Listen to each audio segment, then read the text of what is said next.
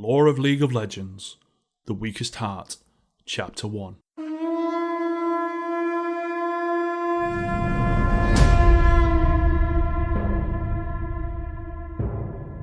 You should have killed her. My brother settled 2 cubes of sugar neatly in a slotted spoon suspended on the fine lip of his teacup. His gleeful attention turned to the pouring of the tea. The wrinkles on his face pulled back into a smile, and a delighted giggle escaped as he watched the shapes melt and fall into each other. Unable to flee, the last remnants of sweetness collapsed under the dark brew.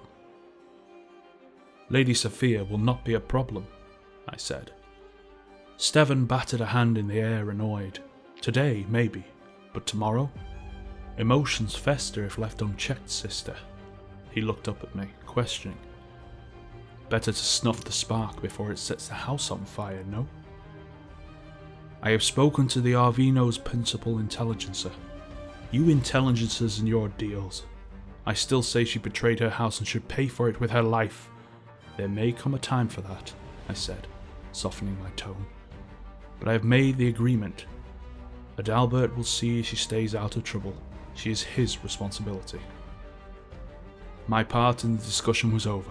Steven leaned back in his chair with a look of begrudging acceptance and picked up the blanket laid over his lap. That man could use another pair of eyes installed in his head, Steven harumphed quietly.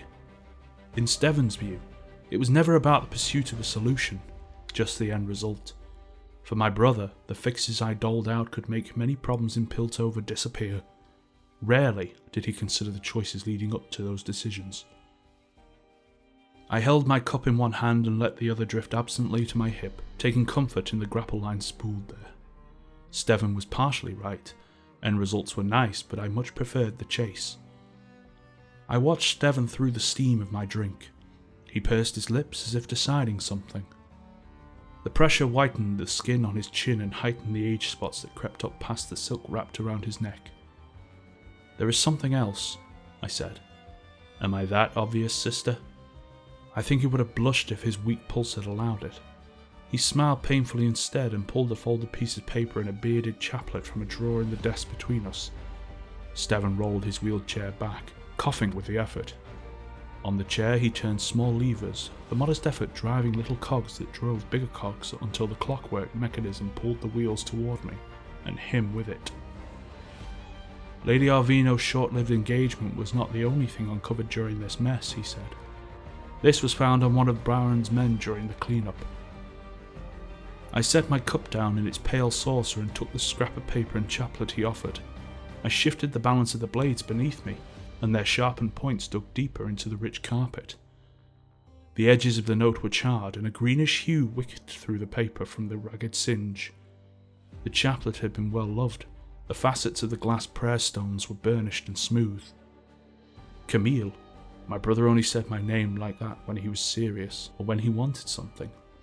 I unfolded the note, a waft of Zorn's acrid unpleasantness rising with it. I took in the strong lines, the diagramming was neat and orderly, the flowing script precise. My eyes found the artificer's mark just as Steven confirmed it. If Naderi has returned. Hakim Naderi is gone, the words fell from my mouth, a reflex. It had been more than just years since the crystallographer had served as the lead artificer for our house. It had been a lifetime. Steven contemplated his next move. Sister, you know what this is? Yes. I looked down at the paper. The diagram mirrored the mechanical and crystalline construction that pulsed within my chest. I held my own heart's design. We thought them all destroyed. If this exists, others could as well. I could finally be free of this chair, he said, to walk about my house as the master of this clan should. Perhaps it is time to let another take on the responsibility of clan master, I said. It had been many years since Steven had been able to navigate the halls on his own, something his own children and grandchildren never let him forget. This wasn't just a place of paper and string of prayers. For Steven, this was a map to immortality. This is only one schematic, I continued. You believe if we uncover the rest of Naderi's designs, our artificers will be able to recreate his work. There would still be the question of how to power it. Camille, please. I looked at my brother. Time had not been kind to a body born frail, but his eyes, after all these years, his eyes were still like mine, the ferrous blue. That deep cerulean couldn't be watered down by age or ailment. His eyes were the same luminous colour as the hex crystals, lighting the drawing I held before me. His gaze pleaded with me now. "You and I, we have led this house to greater success than mother and father ever dreamed," he said. "If your augmentation can be repeated, this success, our success, Camille, it can go on forever. This house will ensure the future of Piltover. Indeed, we will ensure the progress for all of Valoran." Steven always had a flair for the dramatic. Coupled with his weaker constitution, it had been difficult for our parents to deny him anything. "I am not the intelligencer for all of Valoran. I may find nothing." Steven gave a relieved sigh. "But you will look." I nodded and gave him back the schematic, but kept the chaplet. Tucking the twisted loops into my pocket, I turned to leave the study. "And Camille, if he's alive, if you find him, it will be as it was before," I said, stopping my brother before he could unearth more of the past. "My duty, as always, is to the future of this house."